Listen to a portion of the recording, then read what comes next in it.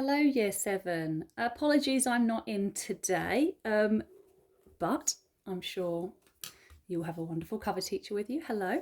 What we're going to be doing today is we're going to be working on some tonal scales.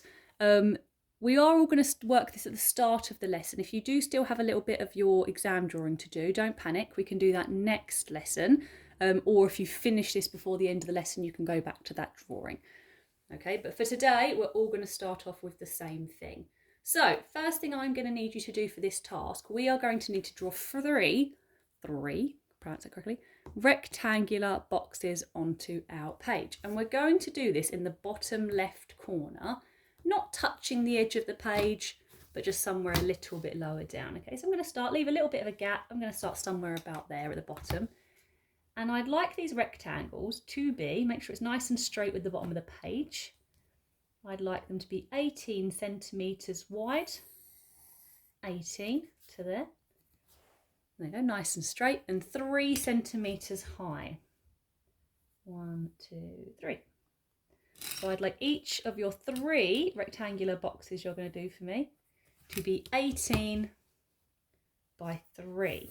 I'll write that on this page. You don't have to write it, but I'll write it so you can see. 18 by 3 centimetres. Okay, you're going to want to leave a little gap in between because you can see we're going to be doing some writing in between.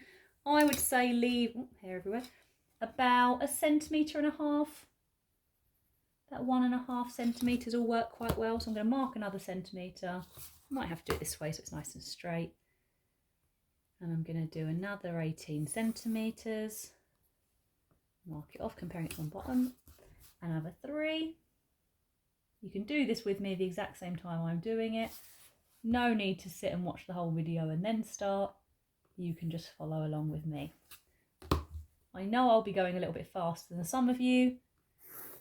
I'm sure the cover teacher won't mind putting the video back on a second time once we're finished. It'll probably be about 10 minutes and then we can replay. Okay, but you do have, I have left you some printed sheets of this page, so you can just copy from the sheet. I'm just giving you some measurements and some tips. So 3 centimetres, you can see I'm doing 3 rectangles, and if we do them nice and relatively close together, that should leave me a bit of space at the top to add some writing and text in a minute. So I've left a 1.5 centimetre gap in between each, and then each box is 18 by 3. Now, next thing I want you to do, top 2 rectangles out of the 3. We're going to leave the bottom one for now. Top 2, I would like you to divide them into 6 equal boxes. So that means I want you to put your ruler at the edge of the page and I want you to mark 3 centimetre gaps all the way across. So 3, 6, 9, 12, 15. I'm going to do the same at the bottom. 3, 6, 9, 12, 15. Only the top 2 rectangles. We don't need this on the bottom one. And I'm going to just on each rectangle draw that in. My cat's coming along to be nosy. Go away. We don't need you here. There we go. And I can see that I am dividing these boxes. There we go.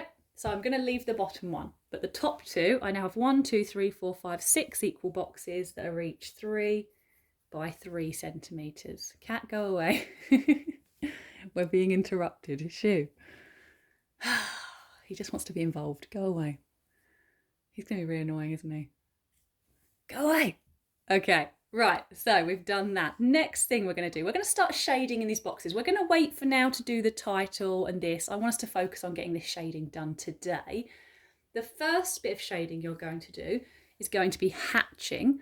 Now, hatching, for those of us that don't know, in fact, let's label these boxes first. Let's grab a pen and let's label these boxes. So I'm going to label them hatching. You can copy this off of the sheet. Cross hatching. And the bottom one is going to be blended. You can label those as well. There is some extra writing just along here that describes hatching, cross hatching and blended. You can copy those in as well if you'd like to. Copy in that small sentence next to the boxes. Now, you don't have to do this. I'm just going to do this to show you. But hatching is when the lines are all in one direction like that. Cross hatching is when we do all of the lines in one direction and then we build up another layer over the top in the other direction. And blended is when we have a very smooth transition, as blended as we can from one tone to the other. And that's what we're going to be doing in these boxes, going from, and you can write this down as well, label this, again it's on the sheet, going from our lightest tones on this side to our darkest tones on this side. Okay, so I've just labelled that in as well, lightest and darkest. So first one, cross hatching. Now I personally prefer to start from the darkest box because I think on that box just make as dark a tone as you can. So unlike this example here, when I'm hatching, I want to do my lines as close together as possible. I'm not trying to make really wide separate lines. I'm just making sure I shade in all one direction. Now you can do this much neater than me. I take your time and make sure each box looks lovely and neat around the edges. You can go around the edges in straight lines, but the rest of the box I want shaded in all in one direction. Lovely and neat. And press as hard as you can without ripping the paper. You can build a few layers over as long as it's all in one direction and make the darkest tone that you can. Now when we move to the next box, we want to do the exact same thing, but don't press as hard. We want to make a slightly lighter tone, okay? And you might start off, again, you can do this a bit neater than me, I'll just scribble it in for now. You might, again, need to build up a couple of layers. We still want it relatively dark on this side, just not as dark as that one. And as you go down each box, neatly going around the edges, I want to see that transition of tone change just a little bit each time, from darkest to slightly lighter, to slightly lighter. And 6 boxes is quite a lot to do. You might find by the time you get to the last box, you should be doing it as absolutely as light as you can. I should barely be able to see any shading. Okay, you might need to go back if you're getting too light too early on and build it all up to be a little bit darker to make sure those transitions are even, a little bit each time. Okay, so cross hatching, exactly the same, but this time, as I said, 2 different directions. So one shading that way, then change your direction and shading that way. And again, you can keep building them up, starting with the darkest box, cross hatching. I don't want to see any gaps in between the lines. Okay, really try and join those up to get a dark, smooth tone. And again, transitioning down exactly the same way.